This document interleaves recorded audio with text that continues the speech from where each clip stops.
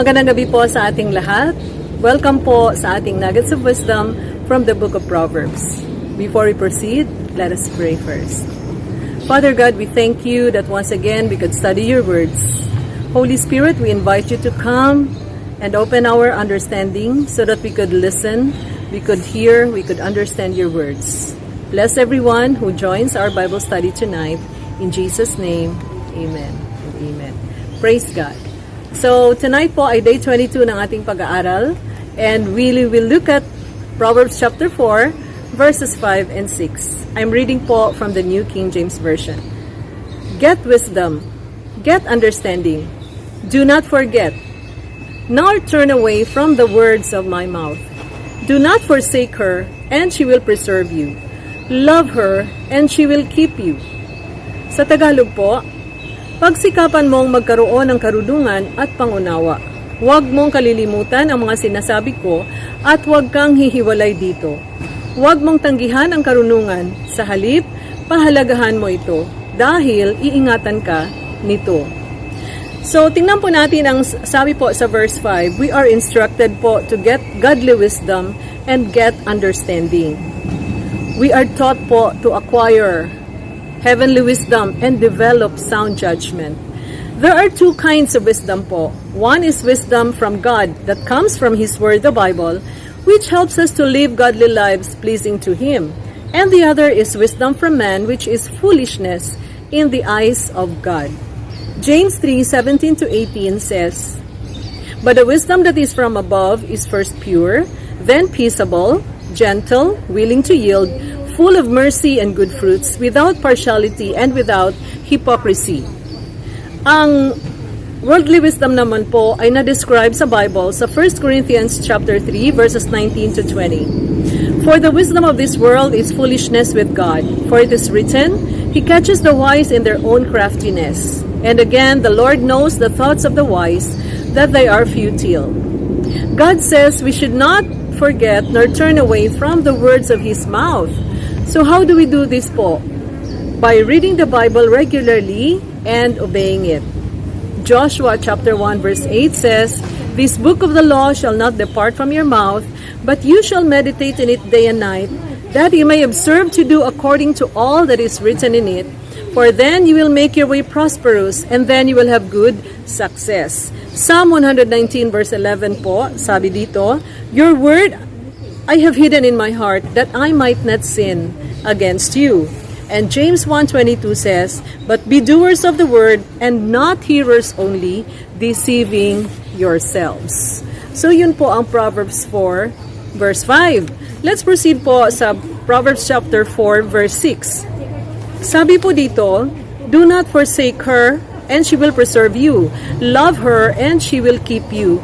So, verse 6 po gives us two instructions with corresponding promises. Ang una pong instruction na makikita natin is, do not forsake her. And ang promise po, she will preserve you. Ang pangalawa pong instruction is to love her. At ang promise po, she will keep you. Once we have gained wisdom and understanding po from the Word of God, we are told not to forsake truth. Huwag tanggihan ang karunungan or stray from godly path of righteous living. We should not forget po what we have learned or turn our backs from our first love, Jesus Christ, our Lord. The promise po is for our preservation. Iingatan tayo ng Panginoon habang tayo ay sumusunod sa kanyang mga salita. Sabi po ng Proverbs chapter 2 verse 11, Discretion will preserve you. Understanding will keep you. Sa Tagalog po, kapag nakakaunawa ka at marunong magpasya ng tama, iingatan ka nito. Amen. Praise the Lord. Sabi po dito, love her and she will keep you. Sa ibang versions po, sa English Standard Version, sabi po dito, love her and she will guard you. Sa New American Standard Bible naman po, she will watch over you. So, to love wisdom po pala is to give value to it. Pahalagahan po natin itong katotohanan ng salita ng Diyos, ng Biblia.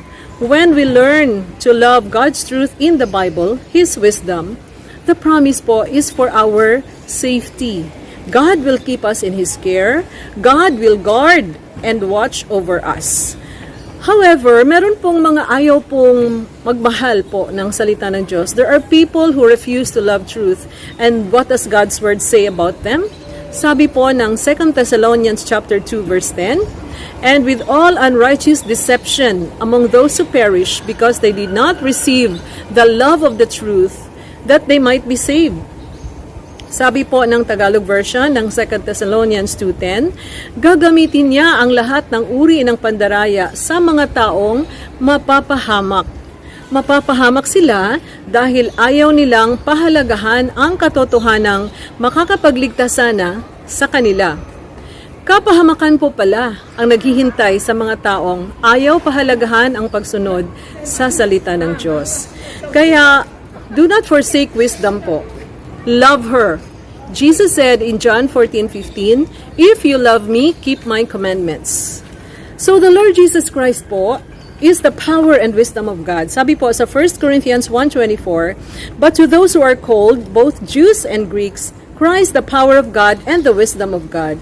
When we have Christ in our hearts and in our lives, we are walking in wisdom and understanding based on His Word, the Bible.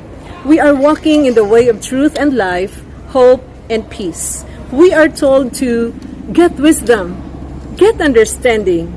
Do not forget, nor turn away from the words of God. And the promise is for our own safety and protection. Praise God. Kaya ating challenge po ngayong gabi, lagi po tayong magbabasa ng ating mga Biblia at sundin natin ito.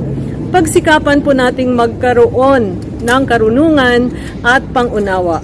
Huwag po nating kalilimutan ang mga sinasabi ng Panginoon at huwag hihiwalay dito. Huwag po nating tanggihan ang karunungan.